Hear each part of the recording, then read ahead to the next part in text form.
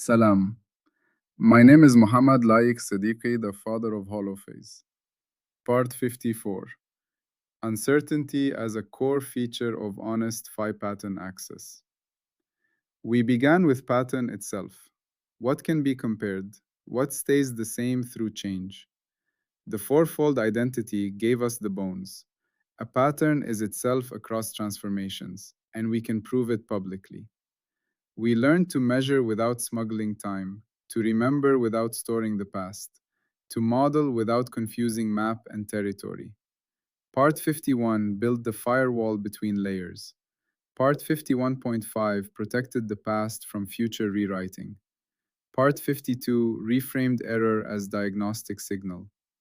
Part 53 taught us to correct while preserving lineage. Part 53.5 gave us a taxonomy of failure. Now we face the condition that underlies everything: uncertainty. 1. The problem we now face: the fear of not knowing. Think about how we usually talk about uncertainty. In everyday life, uncertainty feels like weakness. A doctor who sounds uncertain seems less trustworthy. A scientist who gives ranges instead of sharp answers appears less confident. A politician who admits uncertainty is seen as weak. A friend who says, "I'm not sure," sounds less reliable than one who speaks with certainty. Because of this, we often hide uncertainty. We round away ambiguity. We compress ranges into single numbers. We speak more sharply than evidence allows. We treat doubt as embarrassment. We confuse confidence of tone with strength of knowledge. This is backwards. Uncertainty is not weakness. Uncertainty is honesty. Uncertainty is what finite beings look like when they're telling the truth about their access to reality. Imagine someone hands you a map and says, "This map is perfectly accurate. Every detail is exact. Trust it completely." Now imagine someone else hands you a map and says, "This map is based on satellite imagery with 30-meter resolution. Rivers are accurate to within 50 meters. Elevation data has 10-meter uncertainty. Urban areas may have changed in the last 5 years. Use it with those limits in mind. Which map do you actually trust? Which map is more useful? Which map is more honest?" The second map, obviously. Its uncertainty declarations don't weaken it, they make it usable. They tell you what you can rely on and where you need to be careful. This is what uncertainty is in pattern science. Uncertainty is not a flaw to hide. It is the declared shape of finite access to phi pattern structure. A claim without uncertainty disclosure is incomplete. It's like a map without a scale, a ruler without markings, a scale without a calibration certificate. It may look confident, but it's actually useless. 2.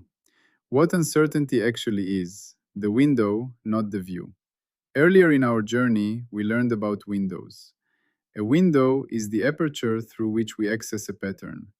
Every window has limits: resolution, bandwidth, sensitivity, duration. No window shows everything. Uncertainty is the name we give to those limits. Think of looking through a foggy window. You can see shapes, colors, movement, but you cannot see fine details. You cannot be certain whether that blurry shape is a person or a bush, a dog or a bag. The fog is not a flaw in your eyes, it's a condition of access. Your uncertainty is real information about what you can and cannot discern. Uncertainty is the same. It is not a defect in our instruments or our minds. It is the inevitable consequence of having finite access to an infinite universe. A science that pretends to certainty is pretending to have no fog. A science that declares its uncertainty is telling you honestly what the window reveals. 3. Uncertainty is structured, not just vague doubt. Here is something crucial. Uncertainty is not just one thing. It is not a single feeling of "I'm not sure."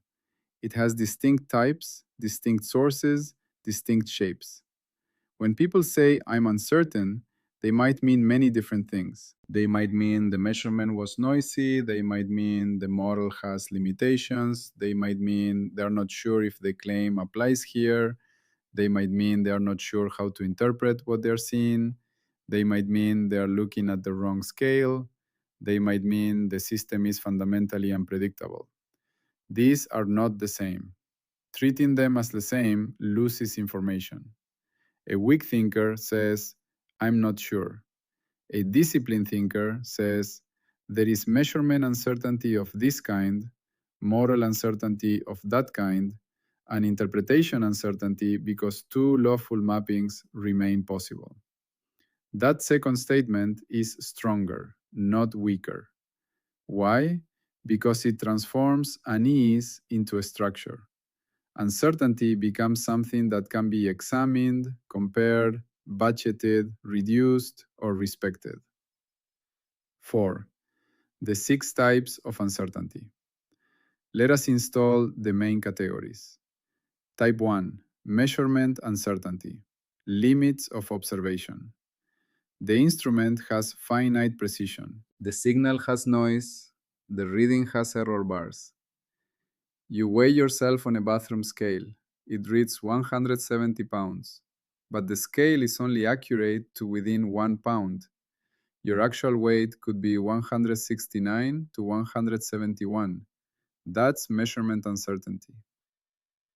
What it teaches. Measurement uncertainty tells us about the quality of our access tools. It guides us toward better instruments, more careful procedures, repeated measurements. Type 2. Model uncertainty. Limits of representation. The model simplifies reality. It leaves things out. It approximates. It makes assumptions that may not hold.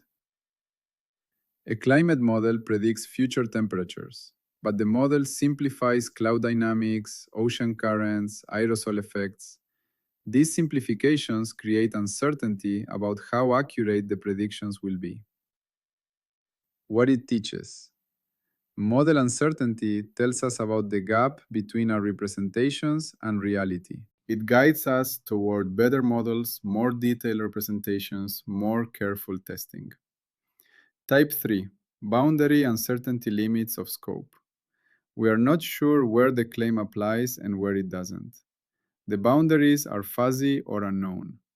Example, a medical treatment is tested on adults aged 30 to 50. Does it work for teenagers, for the elderly, for people with other conditions? We don't know. That's boundary uncertainty.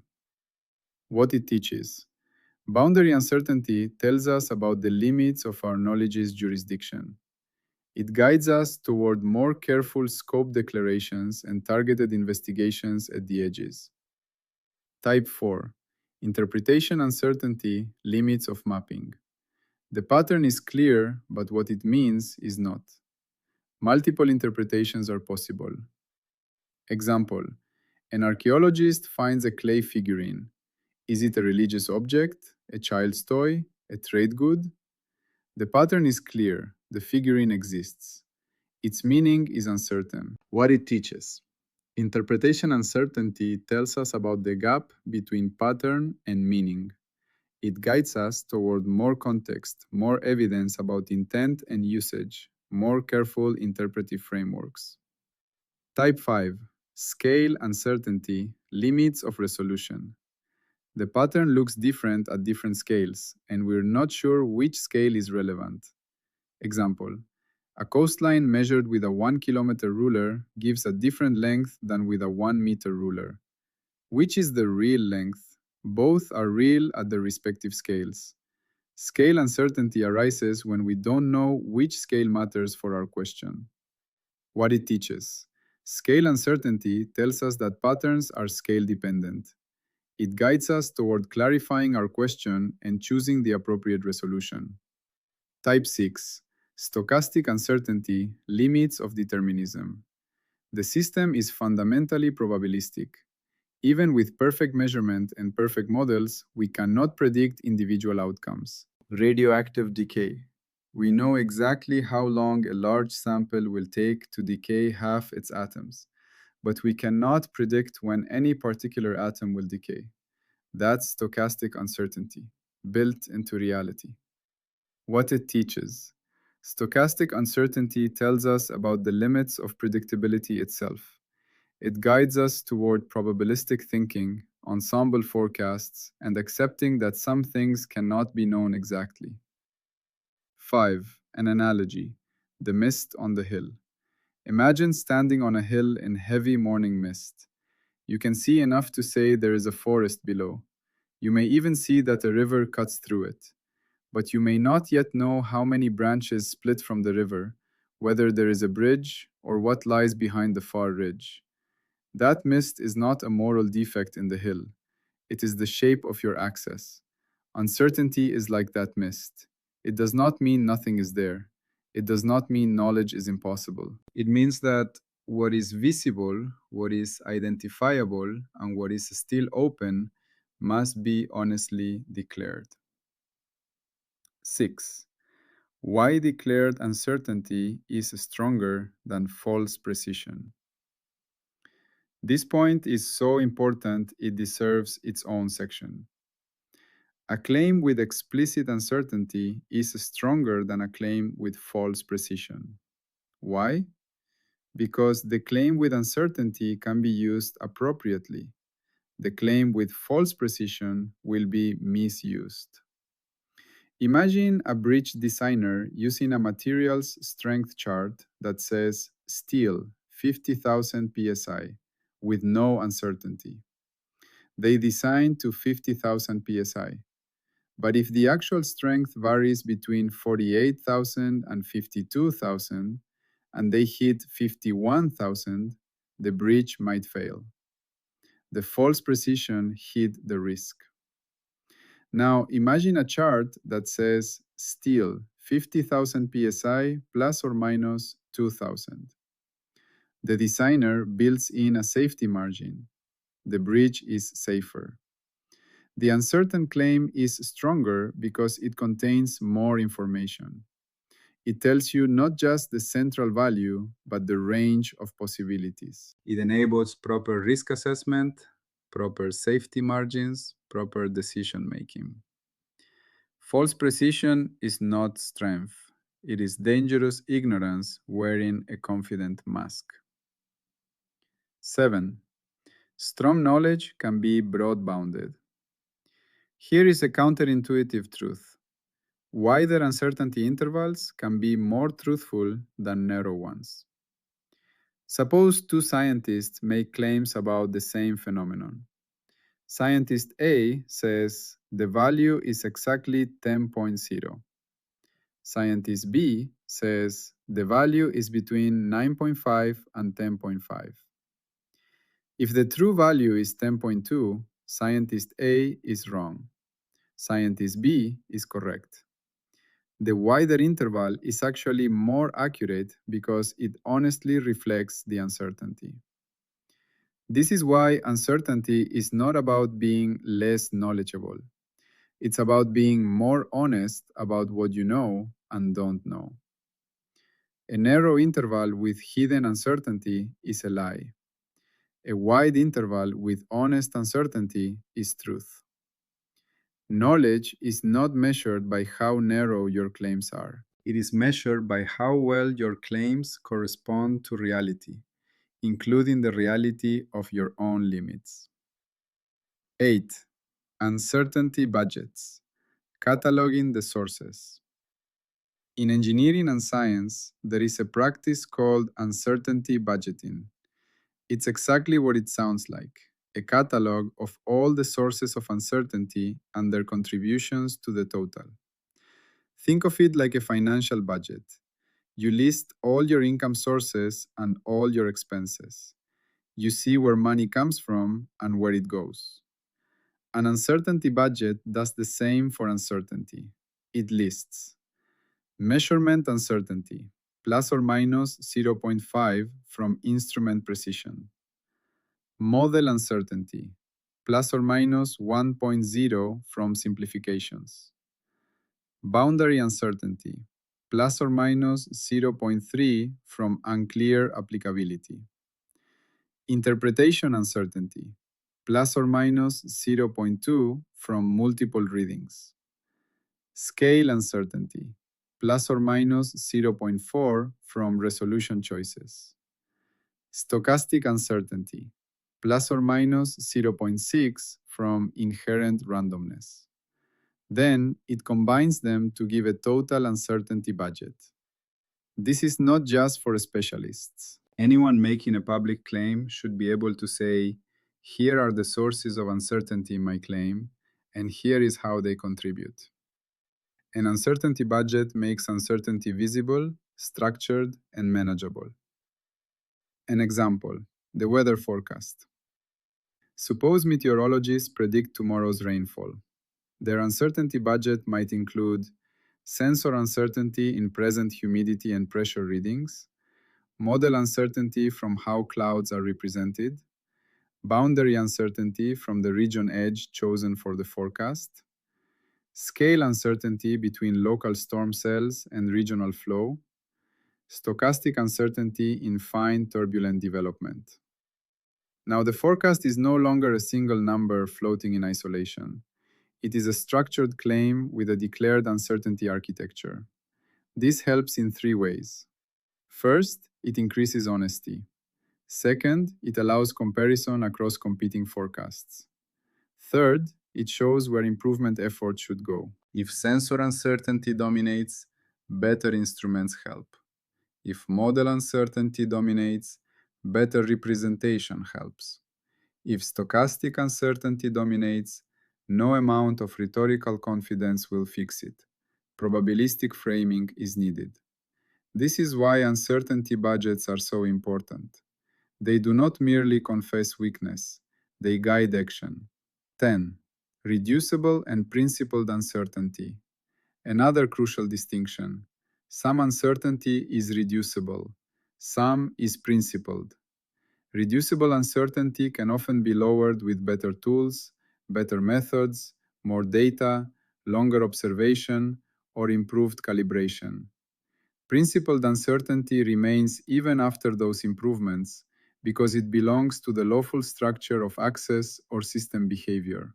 For example, a blurry image taken with a poor camera has reducible uncertainty if a better camera is available. A probabilistic process may carry principled uncertainty even under excellent measurement. A forecast for next week may have uncertainty reducible by better data, but part may remain because the atmosphere is path sensitive. This distinction matters because it prevents false promises. Not all uncertainty can be engineered away. Some can, some cannot.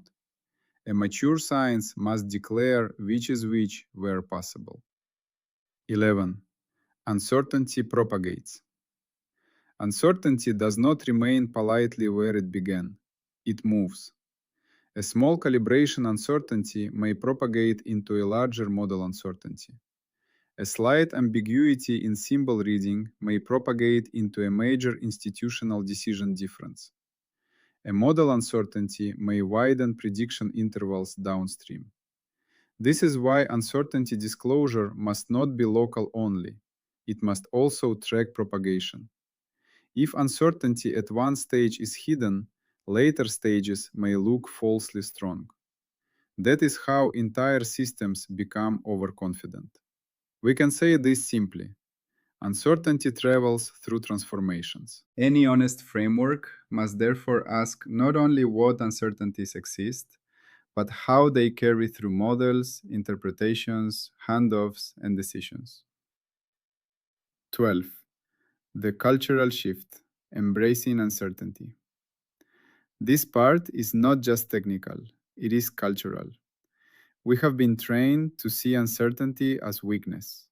From school exams that reward single correct answers to political debates that punish nuance, we learn that I'm not sure is a confession of failure.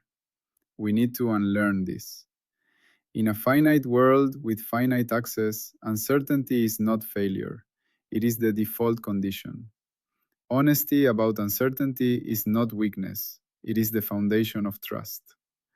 A scientist who says, I am 95% confident with these specific uncertainty sources is more trustworthy than one who says, I am certain with no qualification. A doctor who says, based on these symptoms and tests, I think it's condition X, but there's a 10% chance it could be Y or C, and here's why, is more trustworthy than one who says, it's definitely X without discussion.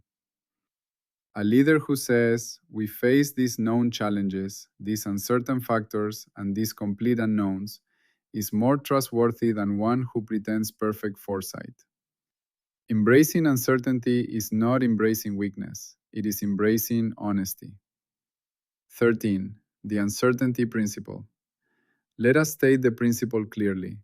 Uncertainty is part of the core grammar of public fee pattern science. A claim without uncertainty disclosure is incomplete. In simpler form, declared uncertainty is honesty about what we do not know. Or even shorter, know your fog. This principle transforms our relationship with not knowing. It makes uncertainty a structural feature of honest claims, not an embarrassing secret to hide. 14. What uncertainty disclosure requires? Because uncertainty can be hidden, we need gates that ensure it is declared. Any public claim must declare uncertainty sources, which types are present, estimated magnitudes, how large is each contribution, combined uncertainty, how do the sources combine, reducible or principled, which uncertainties could be reduced, propagation, how does uncertainty carry through transformations? Uncertainty types must not be conflated. Measurement uncertainty is not the same as model uncertainty. They must be distinguished. Where feasible, an uncertainty budget should be provided, a catalog of sources and their contributions. Claims must not overstate precision. If the uncertainty is plus or minus 10, do not claim precision of plus or minus 1. 15. What we refuse. With uncertainty as a core requirement, we have clear grounds for refusal. We refuse any claim that lacks uncertainty disclosure where uncertainty is material, hides uncertainty to make the claim seem stronger, conflates different uncertainty types, presents false precision, ignores uncertainty propagation, uses uncertainty as an excuse to avoid falsifiability, claims certainty that access cannot support. Each refusal protects the honesty of the knowledge system. 16. The deeper meaning, uncertainty as relationship. There is something profound about uncertainty that goes beyond measurement and models. Uncertainty is the shape of our relationship with reality. When we declare uncertainty, we are not just reporting error bars. We are saying, here is where I stand in relation to what I am trying to know. Here are the limits of my access. Here is what I can see clearly. Here is what is hazy. Here is what is completely obscured. This is humility, but not the kind that grovels. It is the humility of accurate self-assessment. It is knowing where you are on the map of knowledge. A claim without uncertainty is like a person who claims to have no limitations. We don't trust such people because we know they're lying, either to us or to themselves. A claim with honest uncertainty is like a person who knows their limits. We trust them because they're telling the truth about who they are and what they can do. Uncertainty is not just about numbers, it's about character. 17. Handoff to what comes next. With uncertainty now understood as structured and declarable, we need a sharper distinction. Because not all limits are the same. Some things are uncertain. We have some information but not complete. Some things are underdetermined.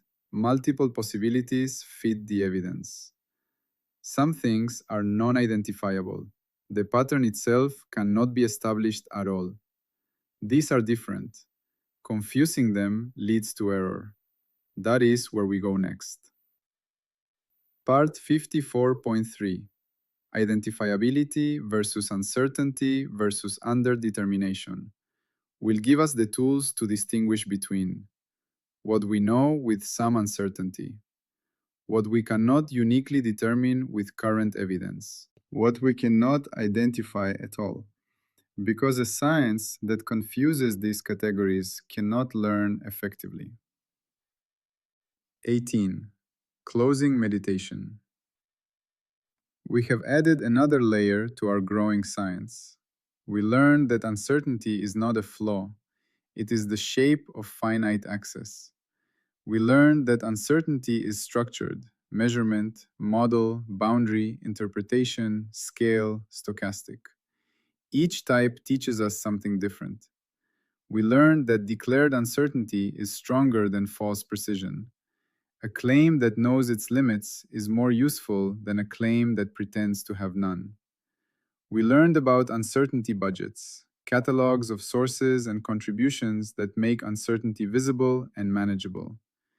We learned that some uncertainty is reducible, some principled, and we must know the difference. We learned that uncertainty propagates through transformations, and hiding it anywhere corrupts everything downstream. And we learned that embracing uncertainty is not weakness, it is honesty. It is humility. It is the foundation of trust. A science that hides its uncertainty cannot be trusted. A science that declares its uncertainty can be relied upon. We are building such a science. Now we go deeper still into the distinctions between uncertainty, underdetermination, and non identifiability. Because knowing what we don't know is only the beginning. Knowing why we don't know it and what kind of not knowing it is, that is wisdom. Always, peace be upon you.